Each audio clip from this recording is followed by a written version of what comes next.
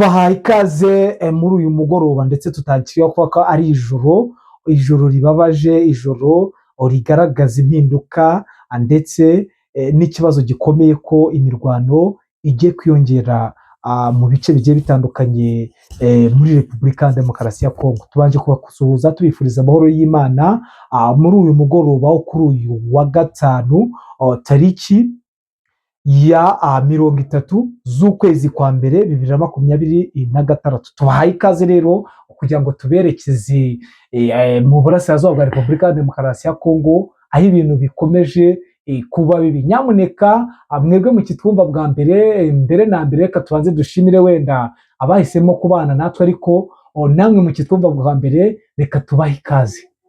Nimuze mwicare mutere agatebe, mudukunde mudukurikire, mukore kuri like ndetse munakore subscribe, bityo kugira ngo namwe mwiyongere mu muryango mugari w'abadahema kumva amakuru yizewe kandi acukumbuye. Bikomeje kuba bibi bwana Habishuti, njye muri kumva ndi Habumugisha Damien, ariko ndi kumwe na bwana Habishuti ku ruhande rwa kamera.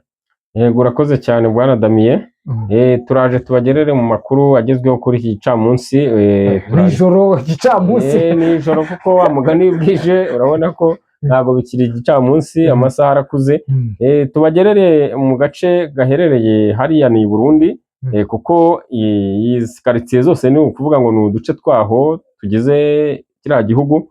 Aka gace ka Nyamitanga ndetse na Gihungwe na Gihanga, turaje tubagezeho uburyo ki hari ingabo za Special Forces za FARDC abahibu ndetse n'abarundi benshi cyane, bivuga ko harimo n'ingabo z'Abatanzania ziriyo bahatsitse mu buryo basa naho biteguye gusa naho bambuka, gusa naho bahangana na position ya M23 zirisa. Yego, ariko se maginga yako n'ubundi Kisekedi yari yatse position zo gutera ibitero baturutse Burundi. Byashoboka ko neva mu kibazo cy'uko afite uburwayi yaba yemeye, cyangwa uhasanga ari misi ikomeye yakozwe n'abungirije bwana Neva? Ibi ni ibishoboka kuko yarasabye ntiyahabwa. Ashobora kuba kudahabwa ari uko uriya munyakubahwa yibereye mu bibazo, urabizi ko arwaye.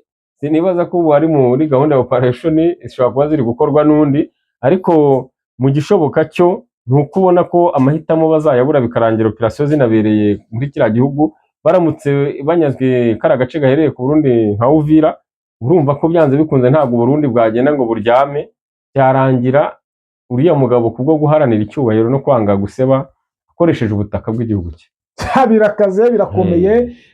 Turanyarukira na hehe maginga yako mu misozi ya Minembwe, bivugwa ko bikomeje kuba bibi bwana Habishuti. Ubona ko hakomeje kugenda hakorerwa deployment mu bice bigiye bitandukanye. Se ni ihe misozi? Ngiye ko ndi kubona ngo za Marimba, za Kiziba, za Gishabwe, ndetse hari n'udusozi, imisozi ya za Gafinda na za Munanira, ko bivugwa ko hari kurungwa abasirikare b'aba FDNB bashaka kwerekeza kuri Poezeho yabaye Isibaniro, ndetse bamwe batangiye gutangaza ngo Poezeho yabaye Tombe, kandi maginga ya Poezeho aracyari muri twirwaneho muri iri joro, uretse ko ari komba y'umuriro ikomeye ku rwego rwo hejuru. Uko niko bimeze n'umuriro buriya bazi kucanye nabahari, abandi barabibwirwa. Ako gace ka Marimba na Kaziba na Gishabwe, muri iriya misozi yo hafi ya Gafinda na Munanira, ni agace karimo force nyinshi ya FARDC, FDLR, Wazalendo ku buryo bushoboka. Ni abantu mbese banze kuva ku izima, basizoye, bashaka gupfa nk'abiyahuzi, ngo bashaka ko kari agace bakambura twirwaneho. Yakazerega ira point strategique ni nziza gucunga umujyi wa Vira nyuma yaho bahuriye n'uva gusenya muri bira bice, ariko bivugwa ko n'ubundi urabona tuno duce turasa nkaho duteganye na Sange. Nyuma yaho n'ubundi Sange abasirikare bamwe bahuye n'uruva gusenya abagategwa na ambush. Nakubwira ko ambush bagwemo ya M23 bagiye mu maka yabo bagasanga M23 isa nkaho yayavuyemo yabatezi bimwe mu byo kurya n'iki bakabyikorera bakahura na M23 ikabanyukanyuka. Urabona ko aba FDNB n'aba Wazalendo na basirikare ku ruhande rwa FARDC bagize uburakari. Ese iyi strategy baduye yo guturuka mu gihugu cy'u Burundi mu bitero karundura bashaka gukora, hari ikintu biri bubamarire kubona ko n'ubundi bitaborohera magingo aya uriya musozi wa Remera ufite icyo uvuze. Nyamuna abantu batazi uno musozi wa Remera uritegeye magingo aya, uri Remera ufite ya mbunda nziza yarasa Bujumbura, yakontorora Uvira, urabona ko ni hejuru, Uvira iri hasi, umujyi wa Bujumbura uri hasi. Uriya musozi wa Remera n'ubundi urasa nkaho wabariye ku rwego rwo hejuru, barashaka kwambara M23. Biri buborohere bwana Bishuti? Ntabwo biri buborohere, urabona ko niyo mpamvu ubona nabo basa n'abariye karungu basaze, bashaka iriya misozi, kiriya gice cya Kwizero badashaka kugitakaza cyangwa kuba bakivamo. Ntabwo bakigenzura ariko baragishaka n'imbaraga zishoboka. Urumva ko operasiyo ziri kuhabera ntabwo zisanzwe, ni nk'iz'ubwiyahuzi. Ejo urabona uburyo baharashe bavuye imuzi, bari bazi ko intsinzi bari wirarane. Ariyo mpamvu ubona ko byanavuzwe cyane ko abayitombe mu cyerekezo cya FARDC iri kuhagenzura neza, ariko amakuru dufite hano ntabwo ariko bimeze, kubera yuko ejo hararashwe mu buryo bushoboka. Bumvise ko harashwe n'indege, haraswa n'amadrone, ibisasu bigera kuri 34 byose byahatewe. Urumva ko bari bafite icyizere ko bagomba kuhacyurana intsinzi. Iyo ntsinzi yarahita habonetse. Rero ntabwo kuri uyu munsi n'ejo hazaza batangiye kugabaho ibitero by'amaguru gusa bidafite imerekeza. Simpamya ko aribyo biri butume Kwizero bayifata cyangwa bayigenzura, ahubwo ni uburyo bwo gusa n'abiyahura kubw'umujinya n'agahinda k'ukuntu ejo babaye nk'abaharata bidashoboka. Ariyo mpamvu wumva bose bavuga ngo byanze bikunze ari kugenzurwa na FARDC. Ariko ntago wumvise neza uburyo ki umunsi harashwe, n'ubundi bitero bivuga byarashwe ni FARDC yabigabyeyo. Rero urumva ntabwo yagaba igiterane igenzura. Ayo ni amakuru turi buze kumenya neza. Nta bintu byo ku rugamba hari awahisha bidashobora kugaragara mu itangazamakuru. Yego, magingo aya n'ubundi ibi ntabwo biri buze koroha, ndetse ntibibuze korohera aba FDNB, ndetse nta nubwo biri buze korohera M23. ni uguhindura ingamba ndetse igacana ku maso, njye niko navuga. Ariko urabona ko n'ubundi opozisiyo ihanganye na M23 ifite ikibazo gikomeye ku rwego rwo hejuru. Ubona yuko bitari buze koroha mu mirwano ikomeye, ubona yuko gahunda ari iyo kuba yazengereza M23 aba FDNB. Bibona yuko Kwizero yabariye mu mutwe, Kwizero yabaye Kwizero. Ariko icyo nabatangariza nuko M23 isa nkaho nayo ihagaze bwuma. Yego niko bimeze. Hari inkuru nshya isa naho itarasakara neza, ariko turaza gusesengura ibyayo neza. Bivugwa yuko hari ubutasi budasanzwe bwavuye mu rwego rw'igihugu hejuru ni Perezida Kisekedi.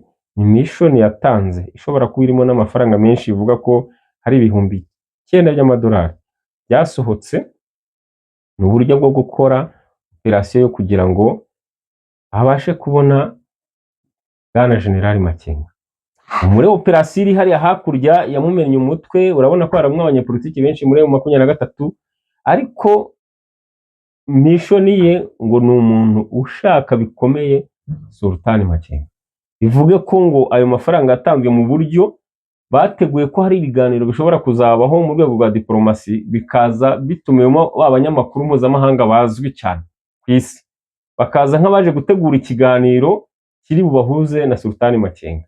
Mu rwego rw'ikoranabuhanga bo bakagendera kuri byatangazamakuru rigiye guhura n'uriya mugabo, bakaboneraho gukora misiyo zabo mu buryo bw'ibanga butarasobanurwa neza, kuko amafaranga bivuga ko yatanzwe hariya ni menshi. Bavuga ko hari $60,000 by'amadolari byasohowe biri mu mutwe ngo bishobora kuba byaratanzwe muri M23. Ubwo byanze bikunze niba byarasohotse n'uburyo byafashwe bizagaragara, kugira ngo hazabeho abayobozi bamwumvisha ko yakwemera icyo kiganiro kikaba. Rero ubu ni ibintu biri gutohozwa, ariko biraza kujya hanze mu buryo busobanutse neza. Urumva ko umugabo yamubereye akasamutwe ku rwego rwo hejuru rudakekwa. Bidasubirwaho Sultan Makenga ntakinishwa mu gutegura intambara. Nakubwira yuko amaoperasiyo Sultan Makenga ni intware. Amaoperasiyo yose aba ahari.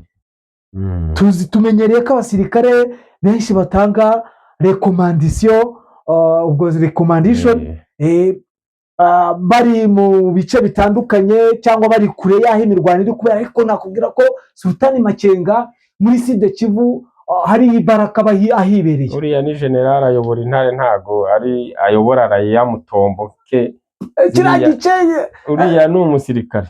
bivuga ko n'ubundi mu ma operasiyo agiye atandukanye ndetse byanahwihwishwe mu minsi yashize ko Ingoma yarashwe, abenshi barabyumvisha, ariko impamvu twe tutabibabwiye ni uko tuba tuzi how situation, tuba tuzi ibiba biba. Nakubwira yuko kugira ngo uzafatishe bari abagabo bitoroshye. Oya, M23 yari yubatse mu myumvire, muri diplomasi iri bubakitse, fizikale n'abana basobanutse, discipline bari nayo. Ntabwo ari abantu wajya kuvungavunga kuriya mu buryo wajya kubakoresha mu bintu nk'ibyo bijyanye n'ubugambanyi, ntabwo byabahira. Ubuse ko bishobora kuba byagaragaye gutya bitaranamara n'igihe biteguwe, ntabwo biba ari ibintu bizabahira. Wagira umwaku waba yarabujemo ubwo bugambanyi ari muri uriya mutwe we, urabyumva kubisubiza ni bwangu. Inkuru nk'ijya gutangazwa ifite aho ivuye, yanze bikunzwe haba ari ubucukumbuzi bwabayeho, ariko urabyumva neza. Hano ni igisubizo kiguha ngo yashatse igisubizo cyahagarika intambara iri hariya n'insinzi yarakibuze. Akoresheje amafaranga azana abacancuro, agura ibikoresho bihenze, yiyambaza ibihugu bikomeye, bamuhana amanu z'ubuntu, bamuhereza Uvira, mbega ntacyo atahawe. Ubu rero yageze ku rwego ubona ko niba atangiye gukora operasiyo zimeze gutya ku muntu umwe, yumva ko yahakura intsinzi aramutse amubonye, hakabaye igisubizo buri wese ahita akiha. Aho ari gushakira intsinzi urahumva ni ibintu bitoroshye cyane. Yego birakaze kandi ntibyoroshye. Nakubwira ko twaganyarukira n'ubundi muri no misozi ya za Runingu, ngo naho ni ibicika. Operasiyo ziri gukorwa kandi intambara iraribanije muri iri joro. Urabona yuko hakomeje kugenda hakorwa deployment zitandukanye, ibice bigiye bitandukanye deployment ziri gukorwa. Niki turi bwiteke bwana Habinshuti kubona ko byakaze kandi ubona yuko bitari buze koroha. Nakubwira yuko n'ubundi hano mu Minembwe intambara irimbanije. Ni ikintu cyumvikana neza. Icyo turi bwitege cyo ni cya kintu cyo kuvuga ngo ucyanya yandi. Ubu operasiyo ntago ari bimwe bya kera. Intambara ari kurwana ntago wamenya ko ari izo muri iyi si ya none, ntago bisanzwe, si bimwe twari tuzi kera barwanaga bakaruhuka. Reka operasiyo ziri kuba ku manywa, ziri kuba mu gitondo, ziri kuba nijoro. Ubu hari amakuru mashya turi bubyukane yaraye abaye iri joro.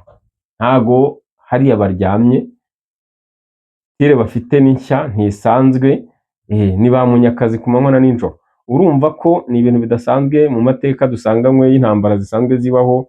Inkuru twazibonaga hakeye, ugasanga ubonye inkuru mu masaa 3 saa 2 z'igitondo, ariko ubu ni ukuvuga ngo ushobora no kubyuka saa 8 z'ijoro cyangwa saa 6 ugasanga hari amakuru mashya.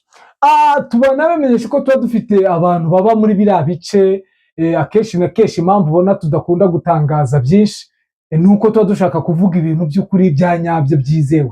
Akaba ari nayo mpamvu tuba tudahubuka cyane ku rwego rwose, ndetse ngo tupfe kuvuga ibyo twiboneye. Akaba ari nacyo twaniyemeje maginga ya n'ubundi. Izi deployment ziri gukorwa, batwohereje amavideo, batwohereje uko situation zimeze, ariko icyo nakubwira cyo birakaze ku rwego rwo hejuru, birakaze, ndetse binagaragara ko Ibaraka naho bitoroshye. Ubona ko umujyi wa Baraka wabaye isibaniro, aho maginga ya mu masaha ya saa 10 batangiye kubwira abaturage gutaha. Ikigaragaraho kiriho ni ukuvuga neza ko byanze bikunze Baraka icyo twayivugaho ni umujyi uba umeze nka Sodomu na Goma, urimo ibyaha byinshi, urimo ibyaha bikomeye cyane pe, kubera yuko ni ukuvuga ngo ni agace karimo intambara zitandukanye, harimo imitwe y'amoko yose, harimo abacancuro, harimo FARDC, harimo Abarundi, Abatanzania, Wazalendo, FDLR. Iyo mitwe yose mu mujyi wa Baraka ungana kuriya kandi ibikoresho byose bikomeye by'intambara byinshi nimwo biri, ntibiravamo kubera guteganya yuko bashobora kuba babikoresha bakabyifashisha baramutse bashatse gufata Baraka. Urumva ko ikibazo gihari gikomeye cyane kiri ku baturage. Abaturage barataka cyane bikomeye, urumva barataka bikomeye bavuga ko nta mutekano bafite ikibazo gikomeye, bari kubica, babiba, babambura, harimo viole. Ni ibintu bikomeye cyane, wumva ubonye video abaturage hariya bavuga agahinda kakwica. Yego, reka turekere tubifuriza amahoro y'Imana mwe mwahisemo kubana natwe magingo aya, ndetse tunabifuriza amahoro y'Imana muri iri joro. N'ubundi turabaye kugira ngo tubagezeho buri kimwe. Bwana Habinshuti, urakoze cyane Bwana Damien.